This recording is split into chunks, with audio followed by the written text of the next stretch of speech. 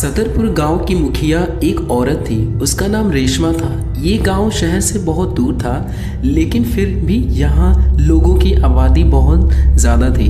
इस गांव में रात के वक्त अजीब अजीब बातें हुआ करती थी। कभी किसी को कोई औरत लाल जोड़ा पहनने गांव की गलियों में चलते नजर आती, कभी कब्रिस्तान में अचानक बहुत सारे कुत्ते और सियार चिल्लाने लगते। ऐसा लगता जानो कि कब्रिस्तान में कोई दौड़ रहा है। कभी लोगों की छतों पर से घुंघरू की आवाज़ आने लगती। जब भी इस गांव में किसी की मौत होती है और उसे कब्र में दफनाया जाता है, तो अगले दिन कब्र की पूरी मिट्टी हटी हुई होती है और लाश कब्र के बाहर पड़ी होती है। इन बातों की वजह से लोग बहुत परेशान थे कि आखिर ये कौन कर रहा है। ये 6 दिसंबर की बात है। गांव के एक बहुत बूढ़े आदमी की मौत हो गई। लोगों ने उसे शाम तक कब्र में दफन की दिया, लेकिन सुबह लोगों की हैरत की इंतहा ना रही जब उन्होंने देखा कि कब्र तो बिल्कुल खुदी पड़ी थी और लाश कब्र के बाहर पड़ी थी। गांव की चपरासी गांव वालों को बताया करता था कि मैं अक्सर एक औरत को कब्रिस्तान की तरफ जाता देखता हूँ, लेकिन लोग उसकी बात पर ज़्यादा ध्यान नहीं देते थे। जब से यह मुर्दे वाला हादसा हुआ था, तब से गांव के लोग बहुत डरे हुए रहते थे।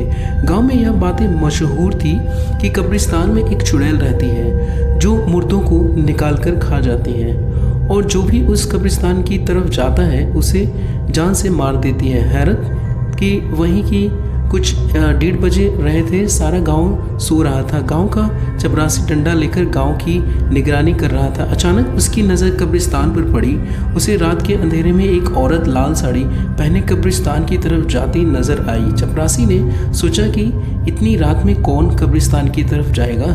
चपरासी उस औरत के पीछे पीछे गया, लेकिन वो औरत पता नहीं कहाँ रात के अंधेरे में गायब हो गई।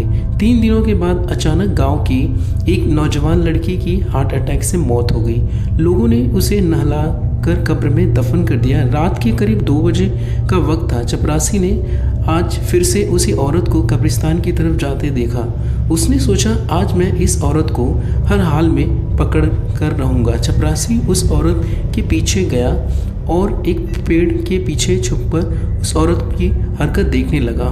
उस औरत ने लाल कपड़े पहने रखे थे। उसके हाथ में एक चाकू था। वो धीरे धीरे कब्रिस्तान की तरफ चलती जा रही थी। चपरासी ने देखा कि वह औरत उसी नौजवान लड़के की कब्र के पास गई है और उसकी कब्र को खोदना शुरू कर दिया है। थोड़ी देर के बाद उस औरत ने कब्र से लाश निकाली और उसका खून बैठकर चूसने लगी।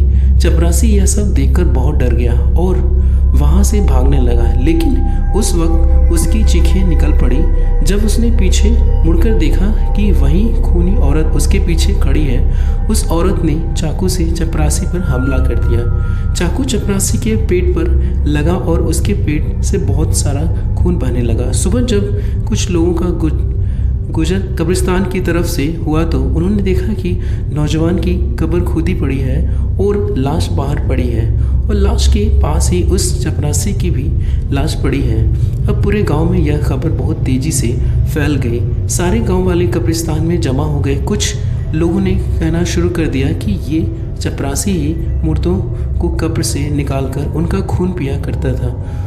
उसको खुद अपने किए की सज़ा मिल गई है। लेकिन लोगों को इस बात से बड़ी हैरानी हो रही थी कि चपरासी की मौत कैसे हो गई। जो लोग चपरासी के अच्छे दोस्त थे वह जानते थे कि चपरासी बहुत अच्छा आदमी था, वह ऐसा कभी नहीं कर सकता था। उन्होंने गांव वालों से कहा कि चपरासी ऐसा कभी नहीं कर सकता है। हम लोग इस मामले की अच्छी तरह से तहकीकात करेंगे। इसके पीछे किसी और का हाथ है। 3 महीने के बाद गांव में एक बूढ़ी औरत की मौत हो गई।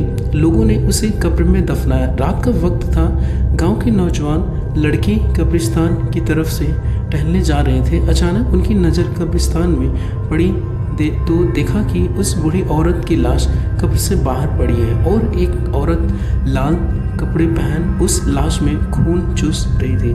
उन लोगों ने सोचा कि आज हम इस मामले की हकीकत जानकर रहेंगे। वो लड़के तेजी से कब्रिस्तान की तरफ चल दिए।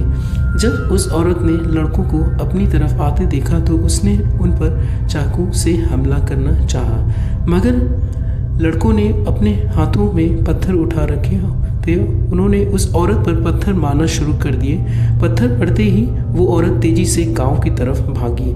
जब गांव वालों ने कब्रिस्तान की तरफ से शोर सुना तो सारे गांव वाले दौड़ते हुए आए। उन्होंने देखा कि कुछ लड़के एक औरत को दौड़ा रहे थे। जब उस औरत ने गांव वालों को अपनी तरफ आते देखा तो उसने पीछे मुड़कर चाकू से एक लड़के पर हमला कर दिया।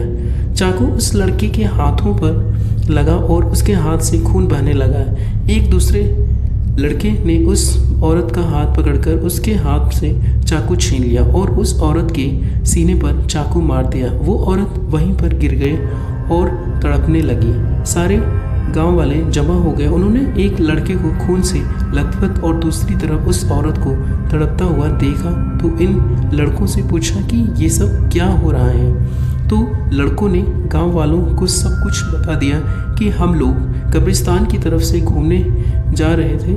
हमारी नज़र कब्रिस्तान की तरफ पड़ी तो हमने देखा कि इस औरत ने बूढ़ी औरत की कब्र को खोदा है और उसमें से लाश निकालकर उसका खून पी रही है। हम लोगों ने इसको पकड़ना चाहा तो इसने हम पर चाकू से हमला कर दिया।